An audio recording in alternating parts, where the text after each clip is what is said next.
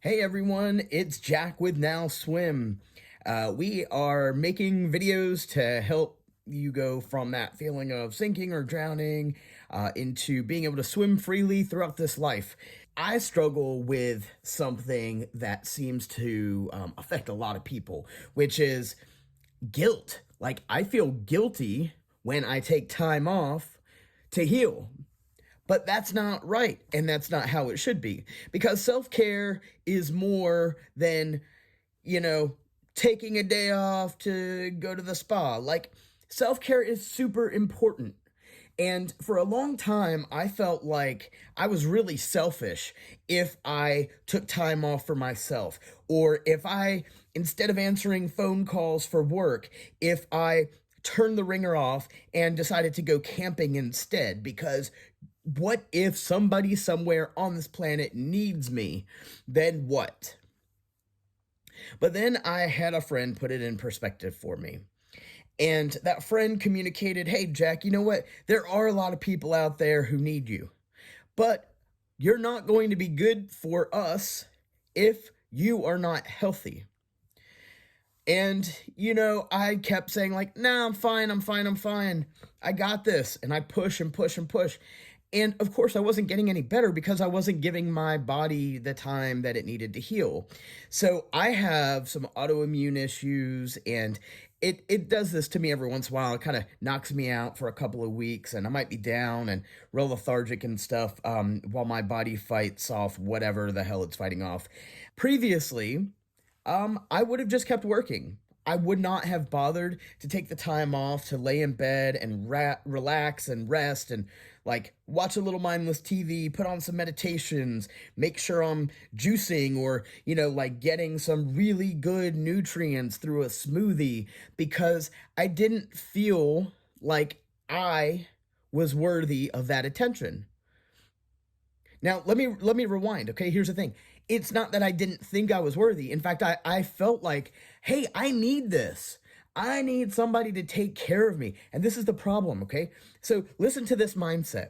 So previously, for me, I was all about like, man, how come I can't find anybody who's willing to take care of me? How come I get to watch my friends, meet these wonderful partners that are so loving and caring and they take care of each other, and or my friends who came from these amazing families where the parents actually loved their kids and did things to make sure that they felt better.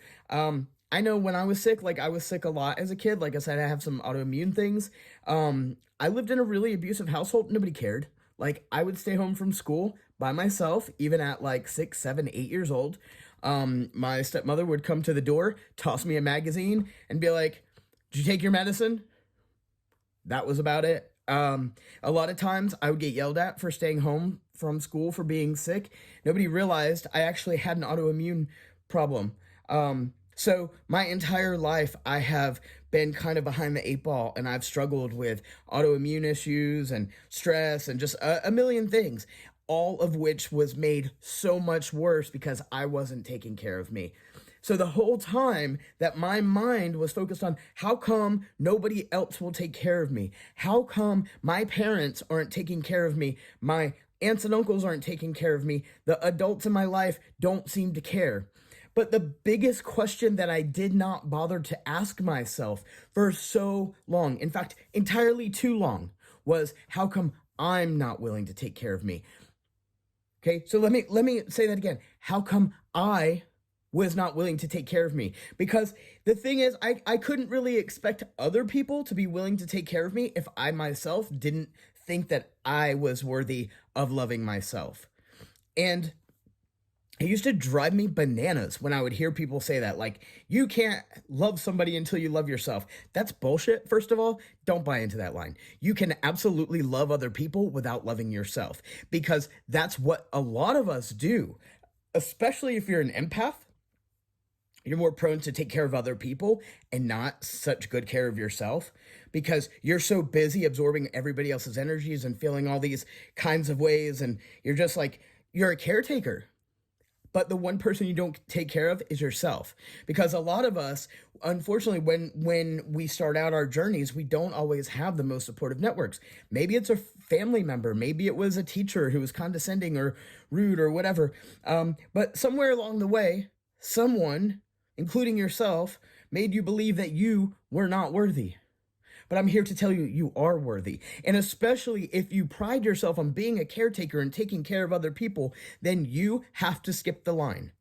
You, as the caretaker, you have to be healthy in order to help other people who may not have the tools and resources they need to get healthy. But you cannot do that if you're depressed. You cannot do that if you're not resting, if you haven't eaten, if you're not having downtime.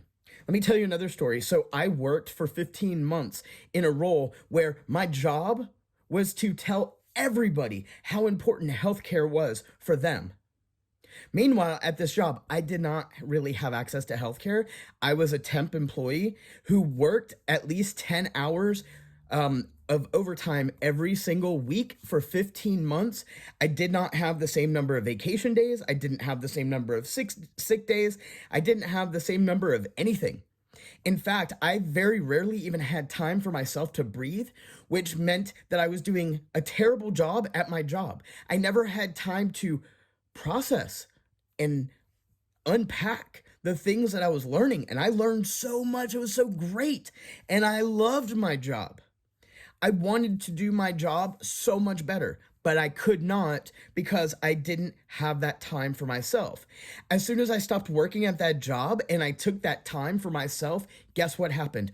All of the things that I had learned in that 15 months just came to me in such a way that was natural and easy and made so much sense. Whereas just a few weeks before that, without having had any of that time to decompress, I struggled.